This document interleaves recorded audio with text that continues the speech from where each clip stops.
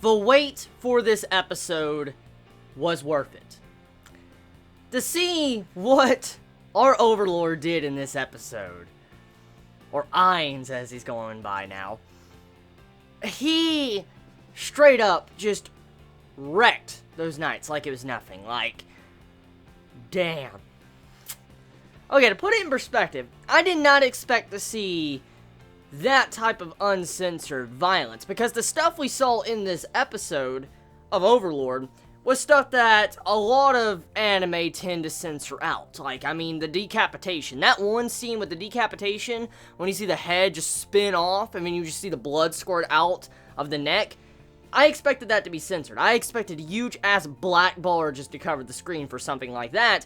But no, there was quite a bit of violence in this that I expected to be censored. So, props for Studio Madhouse, and props for the studio broadcasting company, whoever broadcasted this in Japan. Whoever broadcasted this, props to them, and props for the uncensored, because this episode brings a lot of hope for anyone that wants to see everything. People that do not want to see nothing but censors. For instance, like, people that want to see a series how it was meant to be. And I'm glad that Overlord is going down this path. So it's a very, very good episode, just to let us as the watcher know, and even manga readers or light novel readers know, that this series is going to be, majority of it's going to be uncensored, unless it's something very, very bad. So I'm happy about that. That right there instantly just made me so happy with this episode. That was one thing that just won me over the episode. That right there.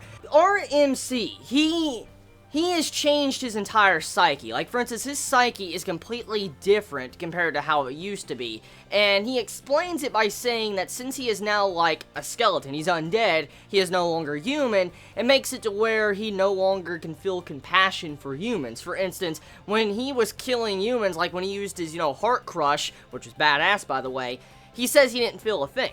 And since he was once human, you'd think he would have felt something, but he goes along and says that since he is changed into this undead form, it's like also his mentality and how he looks at different situations of death. For instance, since he's undead now, he doesn't look at the death of humans as anything major. And it goes to show you that this might actually cause some form of racism. Let me explain. See, for characters or people that were once, a long time ago, adventurers, actual real-life players, so let's say, playing a game and then got turned into that realistic world, for people to be different races. Like, let's say I wanted to be an elf, a blood elf or something, okay? I want to take one for World of Warcraft. I wanted to be a blood elf, and for some reason I was stuck in that game just like, our MC.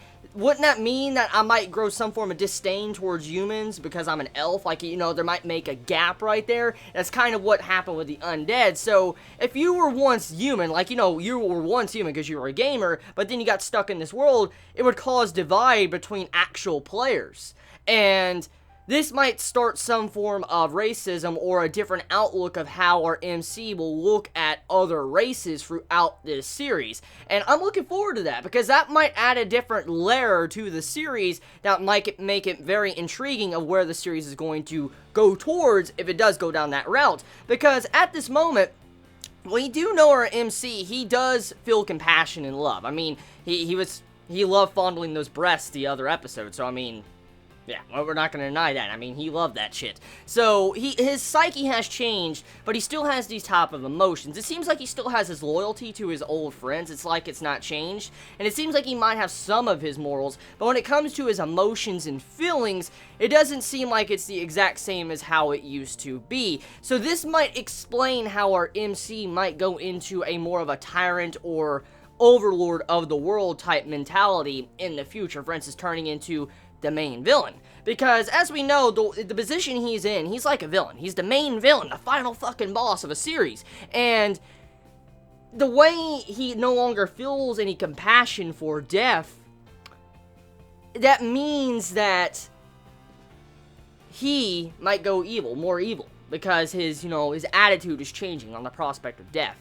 So, besides that, getting into other things, that Death Knight, holy fuck, dude, that Death Knight. So, apparently the mechanics of the Death Knight has changed, according to what the Overlord says, or Ainz, I'm just gonna call him Ainz for short.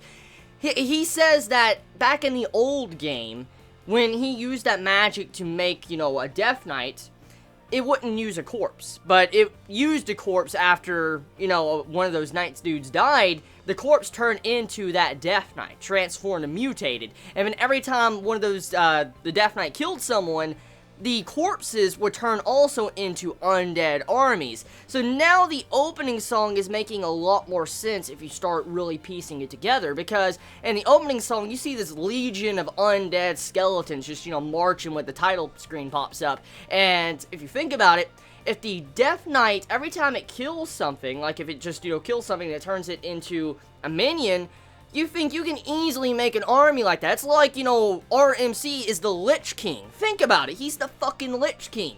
If you don't know who the Lich King is, never mind. I'm not gonna say nothing. Just, like, you better know who the Lich King is, because badass fucking character. But still, he is kind of the Lich King. If shit like that does happen, every time an enemy falls, he grows his army, and even if one of his minions kills someone, they grow his army. That's fucking crazy. I wonder if he can control each individual action of all his minions. For instance, those, you know, skeletons that the Death Knight was making. And it makes a lot more sense if you think about it, since he made a Death Knight, and Death Knights usually serve underneath, like, some form of Lich King.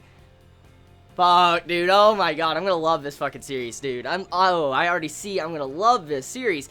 But, oh yeah, there's other things that were very interesting about this episode. The Death Knight had its own emotions, too, when it was attacking those soldiers. Like, according to what the Knights were saying before they got fucking destroyed, the Death Knight was enjoying itself. It was having fun and enjoying itself. It was attacking people that tried to run away or charge at. Like, it was just having fun. It was picking off people that were just very scared. Like, when he attacked that commander and he started stabbing that fucking commander over and over again, it was like he was having so much fun, just, you know, taking out the leader as he was screaming, like, save me, I'll give you money and stuff.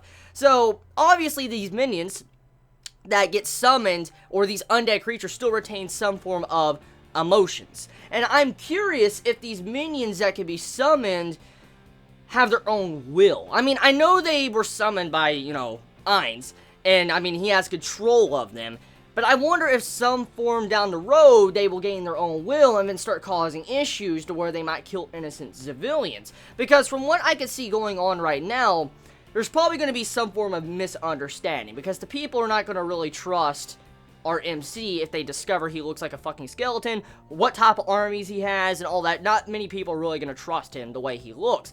And judging by how his fellow non-human races around him, like his butlers and different things like that, act towards humans, you know this is going to get very dicey, because there is already forms of racism going on here, where, like, either demons or undead, goblins maybe, different forms of creatures are looking down upon other races, for instance, humans. Like, for instance, you know, how the humans were being looked down upon in this episode, how they were lowly creatures. And so that lets us know that even if Ainz doesn't want to start issues between the humans, like innocent humans, it might still happen because of other races. So there's a very, very big, dicey situation right here for the entire series, and I wonder how the writer of the series is actually going to handle that. I'm really curious of how the writer will handle how this is going down. So, overall, though, episode, very good. I enjoyed the episode so much. It was so fucking good. I love the action. I love the freaking, the reveals, to the mentality. Just everything was really nice. Now, the only thing I think I can complain about, and I think majority of us can, was definitely the CGI. That's usually one of the main things that really stick out like a sore thumb to me, because the CGI sometimes is very lacking. Like the Death Knights and all that, it looked kind of meh. But, I mean, besides that, it was a pretty fucking good episode. Like, damn, it was good. I still love that Death Knight, though. Don't get me wrong, man. That Death Knight was badass. Just fucking cutting people up, beating them with the shield. Like, when that one dude slashed his sword at the Death Knight and the sword just shattered. That's crazy. That's crazy as crap. And then also, you know, Ainz, you know, crushing a human's heart like that. That's brutal as shit. So, yeah, overall, Overlord, once again, another great episode this week. It's definitely still retaining in my #1 favorite series so far from Summer of Anime 2015. Tell me your thoughts in the comments below. You all have a wonderful day or night wherever you live. Please be safe. Chibi out.